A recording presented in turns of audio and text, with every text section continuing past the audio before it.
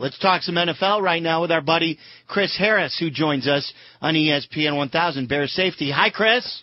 What's going on, fellas? So what are you doing? Are you sitting there just doing your business, spending time with your family, or are you tuned in to ESPN, the NFL Network, and following every second of the lockout coverage? Currently I'm sitting in couture portraits, getting pictures of my 7-week-old son taken, so that's what I'm doing. Oh, Portrait Day. How about Portrait that? Day. Yeah, Portrait Day. That's how I'm spending my lockout life. Chris, is he cooperating for the cameras? Not quite. You know, I hadn't been able to instill that in him yet at 7 weeks. I'm working on it, though. Boy, what? You're way behind, aren't you? 7 weeks I am, already. man. So what's your feeling here? I mean, you know, I said to Waddle that if you follow every single second of this, it's going to drive you up the wall. And that I still believe sometime next week you guys will be going to camp. Is that the way you're thinking? Yeah, something like that. You know, I kind of quit following the play-by-play that you're getting off of NFL Network and NFL.com and every other news station that's reporting it.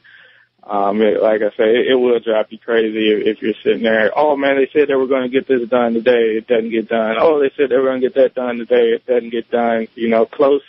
It's been close for 4 months.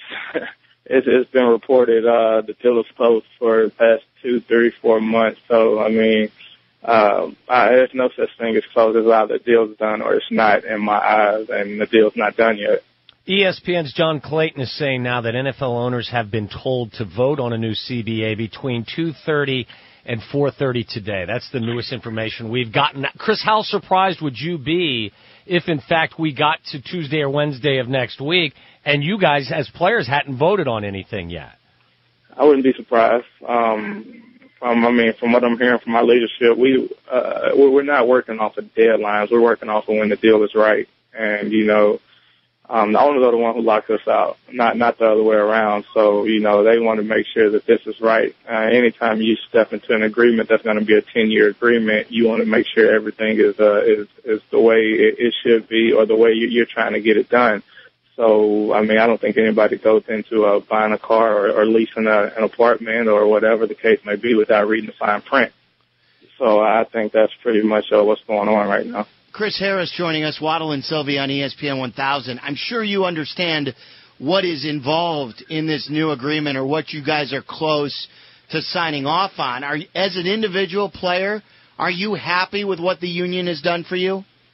I'm very happy with our leadership. I think we've had a tremendous leadership, and Kevin Mawai as the president, and with D. Smith. So I'm very thrilled with the way those guys have been working for us throughout this entire time. Are you unhappy, Chris, with the Manning, Brady, Drew Brees, Logan Mankins, Vincent Jackson lawsuit, or how that's being perceived? Well, see, I've heard what's going on, but I don't actually know, you know, until I hear something come out of those guys' mouths. I'm not going to put anything in those guys' mouths. So, you know, just like everybody was telling you the players were supposed to vote yesterday, and that didn't happen. So, I mean, you kind of gotta, well, what you hear, you gotta take it with a grain of salt. So, until true facts are shared and, you know, something comes out of those players' mouths, you know, I'm that guy. You know, you got to show me. I want to hear from the horse's mouth. Chris Harris joining us on Waddle and Silvy. It's ESPN 1000. To some real football issues, Chris, we've been all for the Bears adding a wide receiver to the mix. There's been talk that the Carolina Panthers, your former team, could be interested in dealing Steve Smith for as little as a third-round pick. Is that something that the Bears should pursue? I mean, if the opportunity's there, I mean, well, why not? You can never have enough big-time playmakers on your team, and we have plenty of those on our team now. So, I mean, it definitely wouldn't hurt to add another one. I've been working out with Steve during this lockout, and, you know, he's in great shape. He's looking just as good as he's been in the previous years. So, you know, I'm trying to persuade him a little bit if things can go that way. But, you know, I think we have great receivers in the system that we have right now. You know, they made that thing work last year in the first year, so I'm figuring in the second year that they'll really flourish under that.